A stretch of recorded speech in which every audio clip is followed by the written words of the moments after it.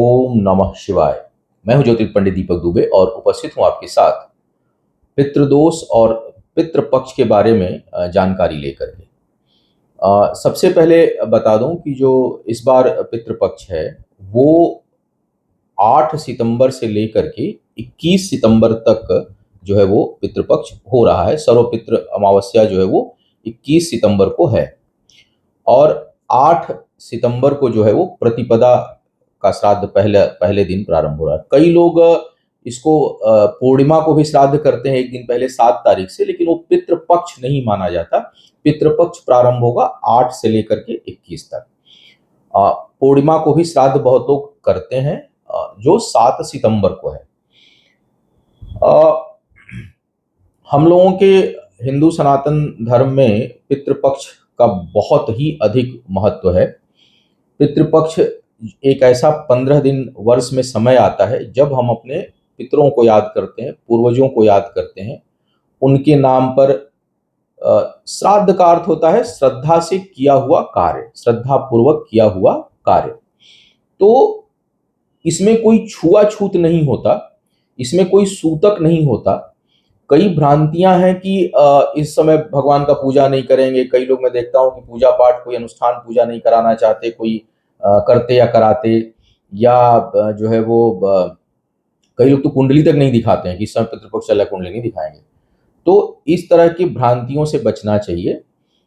हाँ, ये जरूर है कि जब हम कोई भी, मतलब केवल पितृपक्ष का ही नहीं, किसी भी अनुष्ठान के समय, पूजा के समय, शास्त्र कहता है कि भौतिक चीजों से दूर रहें, व्यसन से दूर रहें, सेक्स से दूर रहें, किसी लस्ट से दूर रहें और अल्पाहारी बने। ये तो सभी अनुष्ठान में है।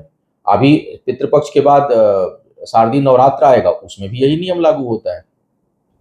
लेकिन पितृपक्ष को ना कई लोग इतना वो बना दिए हैं कि जैसे ये कोई सूतक काल हो और इसमें जो है वो कुछ भी नहीं किया जा सकता।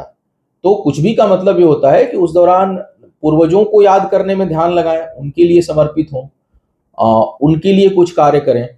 तो जो ये श्राद्धों का समय है, इसका तात्पर्य ये है कि हम अपने पितरों के लिए, पूर्वजों के लिए जो है, जो अब जीवित नहीं है, वो उनके लिए जो है हम श्रद्धा पूर्वक कुछ कार्य करें। सनातन धर्म में पद्धति में हम लोगों में तर्पण, दान इत्यादि किया गया। तो अब जो है वो इस दौरान आपको थोड़ा, कहीं भी जल का बड़ा महत्व है तो तर्पण करना चाहिए, श्रद्धा अनुसार दान पुण्य का कार्य करना चाहिए, पुण्य पुनीत कर्म करना चाहिए, अच्छे कार्य करना चाहिए, सदकार्य करना चाहिए। किसी भी प्रकार के व्यसन, दुष्कर्म, भौतिकता के प्रति लस्ट, इन सब चीजों से दूर रहना चाहिए। तो इन सब चीजों का आप निवारण। हाँ, इस दौरान जैसे उत्सव नहीं मनाया जाता, वो तो नवरात्रों में भी नहीं है। अब तो उत्सव का मतलब कि कई लोग देखता हूँ नवरात्रों में भी नए दुकान, विवाह, ये सब कर्म करते हैं। तो नवरात्रों में कोई मुहूर्त नहीं होता है, लेकिन अब लोग, उन्होंने परिपाटी बना रखी है, तो वो शास्त्रोक्त नहीं है।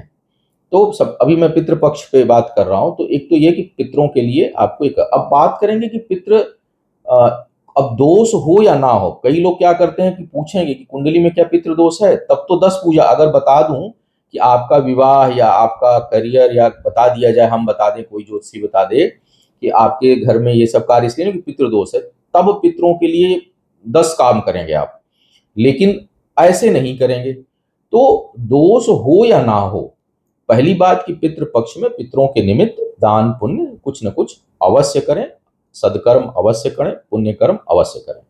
अब आते हैं पितृदोष। पितृदोष क्या है, कुंडली में पितृदोष होता क्या है। पितृदोष के सामान्य लक्षण ये हैं कि आपके जीवन में, आपके परिवार में किसी भी शुभ कर्म में बहुत बाधा आएगी। पहला लक्षण ये होता है। दूसरा लक्षण होता है, वो अगर पितृदोष है ना, तो फिर आप ग्रह शांति, ग्रह कितने भी अच्छे बैठे हो, व्यक्ति को परेशानी आएगी। पितृदोष है तो ग्रह पूजा कितना भी कराइए, आपको परेशानी आएगी, क्योंकि वो दीमक की तरह। पितृदोष का मतलब कि उस मिट्टी को ही, जैसे मिट्टी कोई खराब है तो उसमें आप कितना अच्छा बीज डालो, कितनी अच्छी खाद डालो, कितना भी सीजन आ जाए, उसमें फूल नहीं खिलते, या खिलेंगे भी तो रुग्ण खिलेंगे, मतलब बीमार खिलेंगे, अधखिले रह जाएंगे, उसमें अच्छे फल नहीं आएंगे।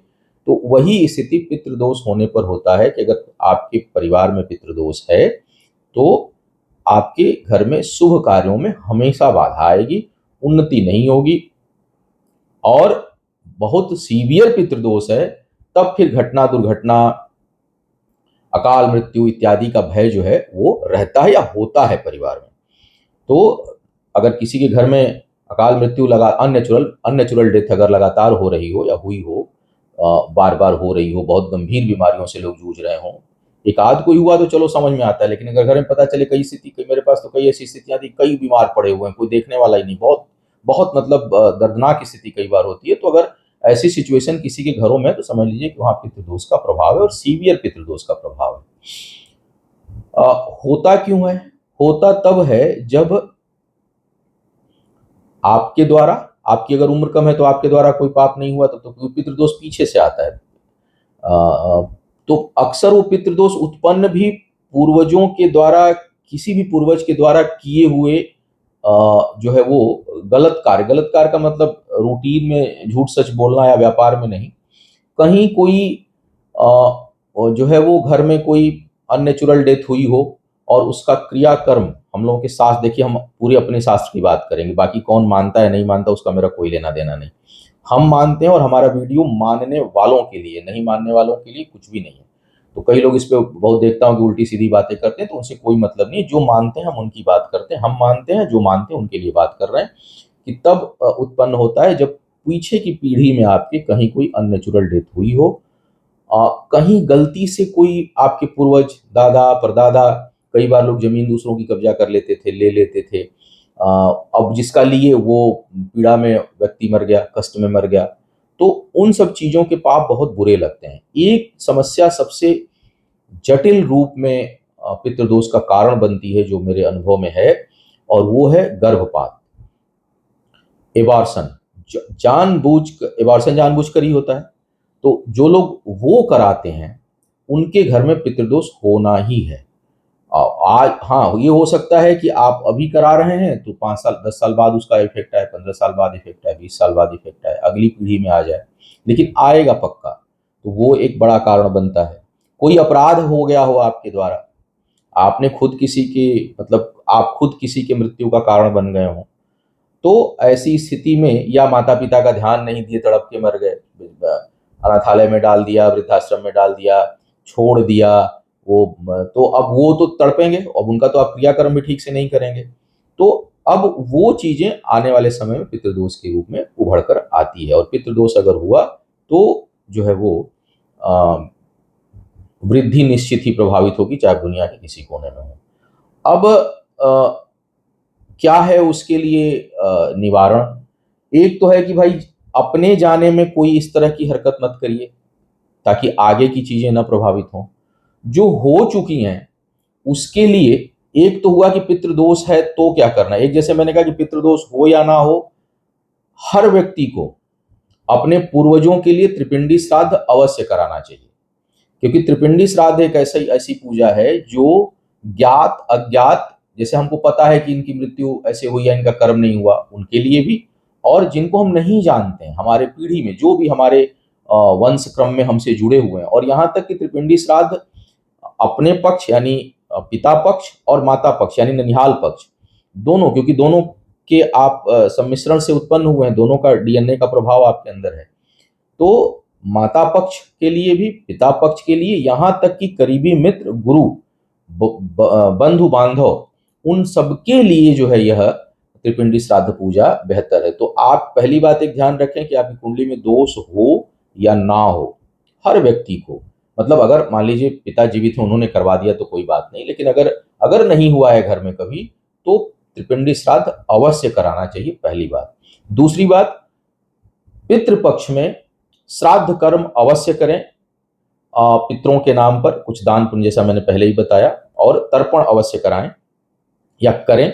जैसे कई लोग हैं विदेशों में रह रहे नहीं है, तो वो करा सकते हैं, उनके नाम पर अवश्य कराएं। और पितृदोष हो या ना हो, ये चीज, दो चीज जरूर कराएं। अब जिनकी कुंडली में पितृदोष है उनको तो कराना ही चाहिए, उनका केवल तर्पण से काम नहीं चलेगा, उनको त्रिपिंडी श्राद्ध कराना चाहिए। तत्काल में कोई अकाल मृत्यु हुई हो तो उस केस में उस व्यक्ति के नाम से नारायण बलि पूजा होती है, वो भी श्राद्ध का ही एक रूप है। तो वो पूजा होती है और पितृ गायत्री का अनुष्ठान भी किया जाता है। ये सभी चीजें हमारे वैदिक आश्रम पर की जाती हैं। जो लोग कराने को इच्छुक हों वो हमारी साइट से जाकर के उसकी बुकिंग करा सकते हैं। जो एग्जिस्टिंग क्लाइंट है सिर्फ वही। एक चीज का ध्यान रखें, कई बार हमारे यहाँ देश में विभिन्न प्रथाएं हैं। जैसे कई बार जो साउथ इंडिया, दक्षिण भारत है, तो दक्षिण भारत की पूजा पद्धति थोड़ी अलग है। तो ये चीज आप मान के चलें कि जो हम लोगों की तरफ जो पूजा पाठ होता है वो काशी क्षेत्र है, वाराणसी काशी क्षेत्र है। तो उस सिस्टम से उस तरह का उच्चारण, तो कई बार मैं देखता हूँ कि साउथ के महाराष्ट्र में तो उच्चारण की समस्या जो पुराने क्लाइंट हैं, जो लोग रेगुलर यूज करते हैं, उनको तो नहीं होती, लेकिन जो लोग नए आते हैं तो बोलते हैं ऐसे हो गया, वो ऐसे उच्चारण कर रहे थे। तो आप देखेंगे कि साउथ इंडिया के प्रोनाउंसिएशन में और नॉर्थ इंडिया विशेष करके काशी क्षेत्र के डिफरेंट है, जो है अंतर है, भेद है, थोड़ा बहुत पूजा पद्धति में भेद है। हालांकि विधि कोई भी हो, कार्य तो वही होना है। तो जो लोग हमारे यहाँ से करा दें वो इसका ध्यान रखें कि पूजा पद्धति में थोड़ा बहुत और उच्चारण में परिवर्तन अंतर आएगा, और ये चीज आपको करानी चाहिए। तो अगर सीवियर कुंडली में जो है जानने का तरीका होता है, अगर सूर्य चंद्रमा पीड़ित हो, चंद्रमा बहुत पीड़ित हो, तो समझ लीजिए माता पक्ष से पितृदोष आ रहा है, विशेष करके राहु के नक्षत्र में राहु के साथ है। तो जिनकी कुंडलियों में ग्रहण दोष बनता है अक्सर पितृदोष भी होता ही है। कुंडली में अगर अष्टम में कहीं राहु शनि चंद्रमा की युति होगी तो कुंडली जबरदस्त रूप से शापित मानी जाती है। शनि चंद्रमा राहु की युति किसी भी भाव में हो वो शापित कुंडली हो जाएगी। शनि केतु चंद्रमा, शनि राहु चंद्रमा, कुंडली शापित हो जाएगी। विशेष करके लग्न और अष्टम में हो या पंचम पे हो तब तो जरूर शापित मान के चलिए कुंडली को। पंचम भाव से कालसर्प योग बन रहा हो तब भी जो है वो कुंडली संतान वृद्धि के लिए घातक हो जाती है। तो ऐसी स्थितियां हो तो उसके निवारण के लिए त्रिपिंडी श्राद्ध और जो है वो पितृ गायत्री यज्ञ, पितृ गायत्री अनुष्ठान, ये आपको कराना चाहिए। थर्ड पार्टी इफेक्ट हो तो उसमें वन दुर्गा अनुष्ठान बहुत लाभकारी है। जैसे मान लीजिए कि आप बहुत पीड़ित हैं तो पितृपक्ष में आपने पितरों के लिए त्रिपिंडी श्राद्ध और पितृ गायत्री करा लिया, और उसके तुरंत बाद नवरात्रे आ रहा है तो नवरात्रों में वन दुर्गा अनुष्ठान, 10 महाविद्या अनुष्ठान, ये सब किया जाता है थर्ड पार्टी इफेक्ट के लिए।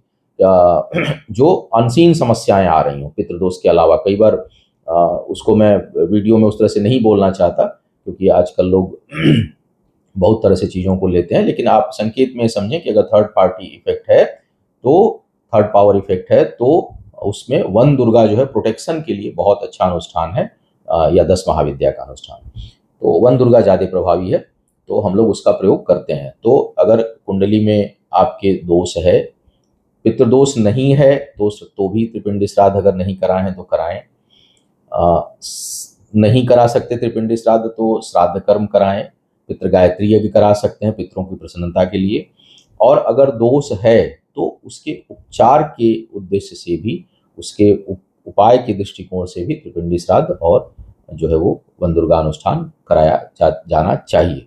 उससे मुक्ति के लिए तब आगे का मार्ग जो है वो धीरे धीरे प्रशस्त होगा। ये मुझे जानकारी देनी थी। कोई और प्रश्न होगा पितृदोष से समय, एक वीडियो मेरा बड़ा पॉपुलर है, करीब 1.1 मिलियन, 11 लाख व्यूज है पितृदोष के ऊपर, 5-7 साल पहले दिया था। उस वीडियो को देखें, उसमें और विस्तार से हमने चर्चा की है। चूंकि पितृपक्ष आने वाला है तो मुझे लगा कि मैं इस विषय पर आप लोगों को जानकारी दे दूं कि इस समय का सदुपयोग आपको करना चाहिए। उम्मीद है आपको थोड़ी बहुत जानकारी मिली होगी क्यों क्या कैसे, और आप इस सही समय का सदुपयोग करके अपने जीवन को संतुलित करने में समर्थ होंगे। आपका आने वाला समय शुभ हो, आयु आरोग्य और ऐश्वर्य की वृद्धि हो। इन्हीं शुभकामनाओं के साथ आपसे विदा लूंगा। पुनः मुलाकात होगी किसी नए विषय पर, तब तक के लिए मुझे आज्ञा दीजिए। ओम नमः शिवाय।